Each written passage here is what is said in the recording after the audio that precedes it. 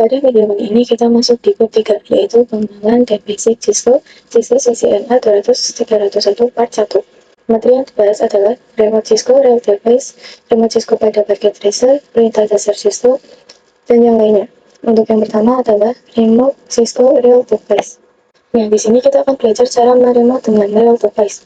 Kita bisa lihat di sini terdapat kabel, laptop, PC, dan switch. Kalian bisa lihat pada switch bahwa di sini terdapat beberapa port atau interface. Nah, interface ini akan dimaksudkan pada akses point untuk internet atau laptop dan PC. Oke, pada switch di sini dia memiliki port console yang berguna untuk konfigurasi atau meremote pada laptop ataupun PC dengan menggunakan kabel ini. Nantinya ujung kabel yang kecil ini dia akan tersambungkan ke konsol, sedangkan ujung kabel yang besar dia akan tersambungkan ke laptop ataupun PC. Selanjutnya yaitu remote Cisco pada paket tracer. Di sini kita akan mencoba meremote dengan Cisco paket tracer. Lalu saja di sini kita tambahkan switch, lalu tambahkan juga PC-nya, lalu ke menu kabel. Jadi untuk kabel yang jenis automatically just connection type ini sudah cukup. Jadi kalau menghubungkan untuk itu menggunakan kabel yang ini. Nah, untuk meremote kita gunakan kabel yang konsol. Oke, langsung saja kita hubungkan, kita klik switch, lalu pilih yang port konsol, lalu hubungkan ke PC. Pilih yang RS232. Jadi untuk konfigurasi itu ada dua cara, yaitu dengan CLI, pakai switch, lalu CLI, dan juga konfigurasi menggunakan PC. Dan di sini kita akan meremote menggunakan PC. Kita buka PC, lalu ke menu desktop, lalu terminal. Lalu di sini kita oke. Jadi ini sebenarnya sama saja, namun untuk device switch kan tidak ada tampilannya, jadi bisa menggunakan remote ini. Nah, mungkin ini teksnya kurang kelihatan ya, jadi kita bisa beri ke menu option, lalu preference, lalu font. Nah, di sini ada tag CLI.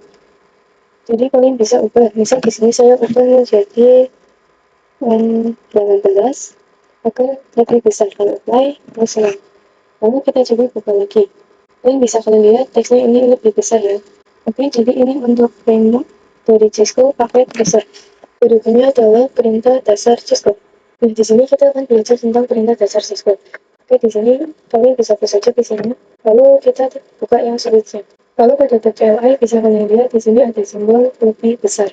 Nah, simbol ini artinya itu kita masuk ke mode user atau level user. Kita ketikkan tanda tanya. Pada mode ini kita terbatas untuk melakukan konfigurasi. Lalu yang kedua ada mode privilege. Kita ketikkan enable, lalu enter, dan tanda pagar ini itu berarti kita masuk ke mode privilege. Di mode ini kita bisa menggunakan komen lebih banyak. Kita coba ketikkan tanda tanya. Bisa dilihat di sini komennya lebih banyak dari mode sebelumnya ya. Lalu ini ada map, artinya itu lebih. Bisa tekan enter atau untuk melihat satu komen di bawahnya. Misal sebelumnya kan show, dan jika kita enter maka nanti akan ada komen baru. Selain enter ada juga spasi atau untuk melihat lebih banyak komen. Jika enter itu satu komen, maka kalau spasi itu beberapa komen. Misal di sini klik yang spasi. Lalu yang terakhir ada nanti global configuration. Untuk komennya adalah klik spasi, klik enter. Kalau ada tulisan config itu artinya kita sudah masuk ke mode ini, yang mana kita bisa konfigurasi apa yang mau kita konfigurasikan. Kita coba tanda tanya. Bisa dilihat di sini untuk komennya lebih banyak dari mode sebelumnya. Ini kita bisa ketikkan X untuk kembali ataupun bisa ketikkan exit atau enter. Nah, untuk mode privilege ini kita hanya bisa melakukan komen-komen, jadi tidak bisa untuk melakukan konfigurasi atau mengubah isi data. Nah, untuk melakukan hal tersebut kita bisa masuk ke config atau mode configuration. Selanjutnya ada service password encryption. Nah, di sini kita akan belajar tentang password agar switch kita konfigurasinya aman.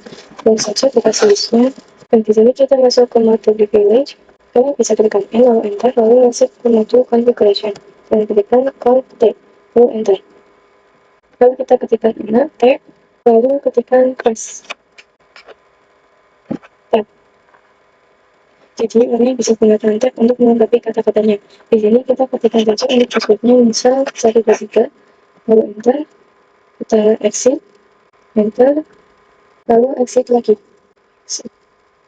Lalu di sini kita coba masuk ke mode privilege dengan ketikkan enable, lalu enter. Nih bisa dilihat di sini kita harus memasukkan password. Mau saja kita masukkan, dan jika sudah maka di sini tidak terlihat ya, karena defaultnya emang seperti itu. Nah ini sudah masuk. Nah kita bisa melihat passwordnya dengan ketikan show dan lalu enter. Nah untuk password yang ini itu tidak aman karena bisa kelihatan oleh orang lain. Lalu untuk password yang lebih aman akan siapa kita akan mencoba enable secret. Kita masuk ke konfigurasi. Kalian bisa ketikkan Q untuk keluar dari mode. Di sini kita ketikkan const, lalu kita ketikkan enable secret, misal passwordnya Cisco. Enter, lalu kita exit 2 kali. Exit, lalu di sini kita exit lagi. Oke. Lalu kita coba masuk lagi ke privilege dengan enable, lalu masukkan passwordnya yang sudah kita buat tadi, yaitu Cisco, atau bisa dengan password yang sebelumnya, yaitu 123. Lalu kita show run. Nah, untuk password enable secret itu passwordnya seperti TikTok ya. Jadi tidak gampang kena hack. Untuk password yang 123 juga bisa seperti yang Cisco tadi. Di sini kalian tekan Q, lalu masukkan untuk konfigurasi config.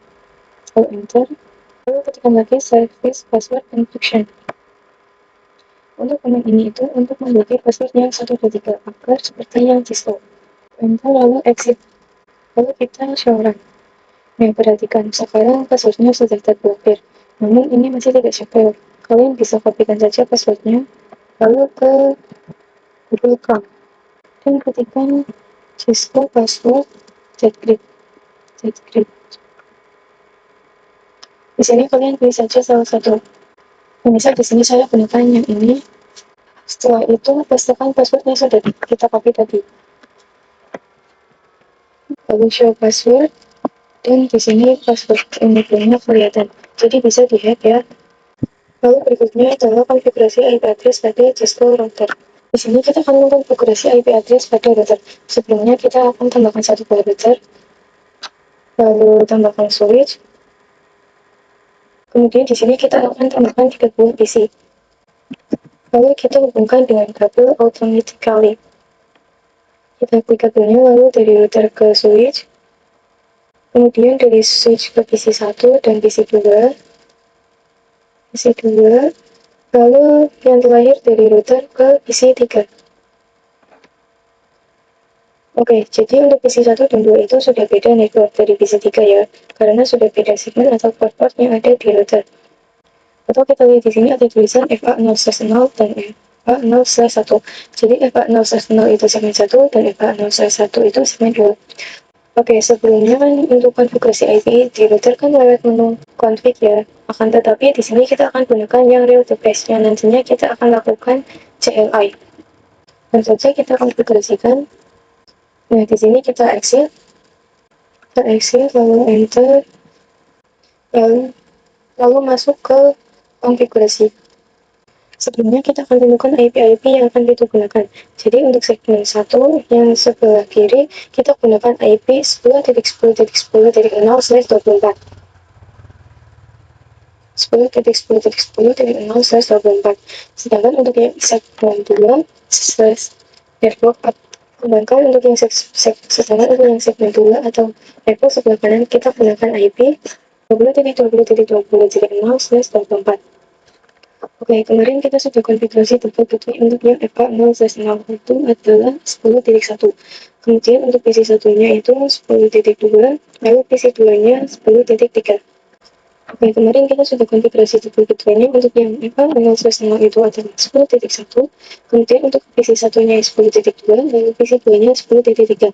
Kemudian untuk FA0/1-nya gateway-nya itu 20.1, lalu PC 3 IP-nya adalah 20.2. Oke, jadi seperti ini ya untuk IP-nya. Langsung saja kita konfigurasikan pada routernya. Untuk konfigurasi pada networknya, kita masuk saja pada interface-nya terlebih dahulu, yaitu pada FA0/0. Interface FA0/0. Enter. Lalu kita nyalakan dulu kabelnya dengan ketikan no shutdown. Enter. Oke, kabelnya sudah menyala ya. Lalu kita coba exit. Lalu masuk pada FA0/0. yaitu interface F1.0.0, lalu enter. Lalu kita masukkan IP-nya dengan ketikkan IP address 10.10.10.1. Oke, jadi di sini kita tidak menggunakan prefix, akan tetapi menggunakan subnet max 255.255.255.0. Lalu enter. Lalu exit, enter. Selanjutnya kita masukkan IP untuk FA0/1. Masuk ke interface FA0/1. Lalu ketikkan IP address-nya 20.20.20.1. Lalu subnet max-nya 255.255.255.0. Lalu enter. Lalu kita di sini exit 2 kali. Exit, lalu exit lagi. Kita masuk ke menu privilege. Untuk melihat IP berapa saja yang sudah kita config, kita ketikkan perintah IP interface brief. Lalu enter. Oke, kita bisa lihat bahwa untuk FA0/0 di IP-nya 10.10.10.1 dan untuk FA0/1 IP-nya 10.20.20.20.1. Nah, di sini keduanya statusnya off, yang artinya dia sudah berjalan dengan baik. Sedangkan untuk yang down ini tidak jalan ya. Kita silang. Selanjutnya kita akan konfigurasi IP address pada PC-nya. Kita ke PC1, desktop IP configuration, lalu masukkan IP address-nya 10.10.10.2, lalu subnet max-nya 255.255.255.0. Lalu default gateway-nya kita isikan yang FA0/0, yaitu 10.10.10.1. Lalu selang.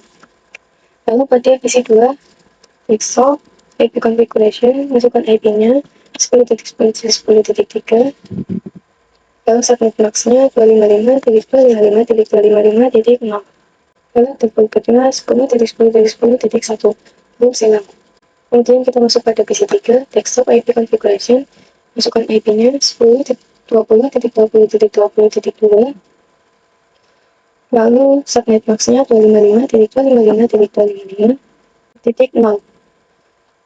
Dan default gateway-nya 20.20.20.2. Lalu silang. Oke, jika sudah, kita coba kirimkan paket dari PC1 ke PC2. Kita coba kirimkan paket dari PC1 ke PC2. Oke, di sini successful ya. Lalu kita coba kirimkan dari PC2 ke PC1. Nah, di sini juga successful. Kemudian kita coba kirim paket data dari segmen 1 ke segmen 2. Kita kirim dari PC2 ke PC3. Nah, ini valid. Jika valid, kalian bisa ulangi saja. Nah, dia sudah successful. Lalu kita coba dari PC1 ke PC3. Oke, dia juga sudah successful. Oke, lalu materi yang terlahir adalah perintah N. Nah, perintah N ini sama halnya seperti perintah exit. Router lalu CLI bisa dilihat di sini bahwa kita ada di mode privilege. Misal kita masuk ke mode configuration, yaitu conf lalu enter. Lalu kita masuk ke interface FA0/0. Lalu enter. Lalu jika kita exit, enter, kita masih masuk di mode configuration. Namun jika perintahnya adalah N, misal ini kita masuk ke interface FA0/0 lagi, lalu enter. Lalu kita ketikkan N. Nah, bisa dilihat kita langsung berada di mode privilege ya. Sekian untuk bab 3, semoga bermanfaat. Sampai bertemu di bab berikutnya.